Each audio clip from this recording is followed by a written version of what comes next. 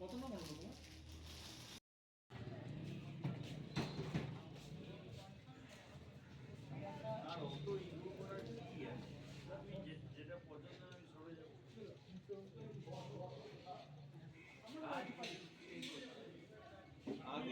দশটা থেকে মুমূর্ষ রোগীদের সাহায্যার্থে একটি স্বেচ্ছায় রক্তদান শিবিরের আয়োজন করে আমরা আজকে আমাদের বিভিন্ন অনুষ্ঠানে এবং রক্তদান শিবিরে সকলকে আহ্বান জানাই।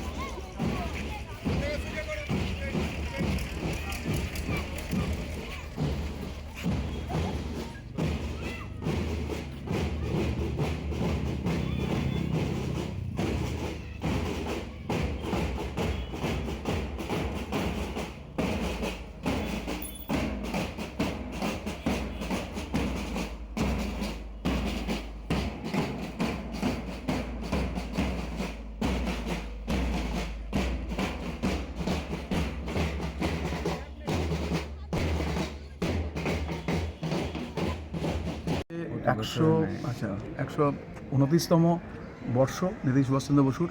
প্রতি বছরের না এই বছরও আমরা প্রভাত ফেরির মাধ্যমে দিনটাকে উদযাপন করেছি।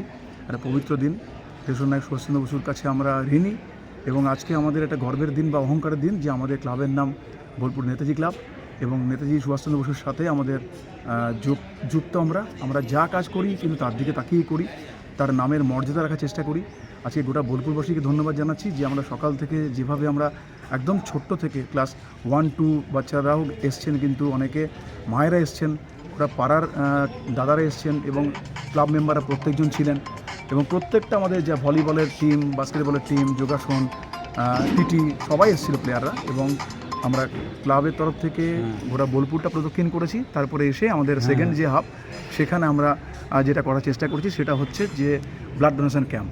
এই ক্যাম্পে এখনও পর্যন্ত 40 জনের কাছাকাছি মানুষজন রক্ত দিয়েছেন। রক্তদান একটা মহৎ দান, আরও কিছুজন মানুষ আসছেন, এটা হয়তো 50কে আমরা টপকাতে পারবো। সত্যি করে আজকে একটা পবিত্র দিন, ভালো লাগছে এবং এই সুন্দর একটা পরিবেশের মাধ্যমে আমরা যা এগোতে পারছি, আমরা গোটা বোলপুরবাসীকে অশেষ ধন্যবাদ জানাচ্ছি। এই দিন ছিল আজকে একটা বিশেষ দিন, নেতাজি সুভাষচন্দ্র বোসের জন্মদিন।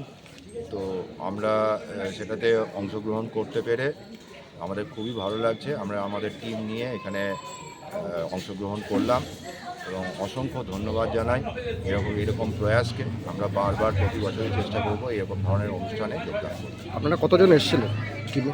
সরি, আপনাদের সদস্য কতজন টিমে এসেছিলেন? আমাদের 18 জন ব্লাড ডোনেশন করেছেন ডোনার ছিলেন। আর পরবর্তীকালে আমরা আরও বড় আকারে এটা করবার জন্যে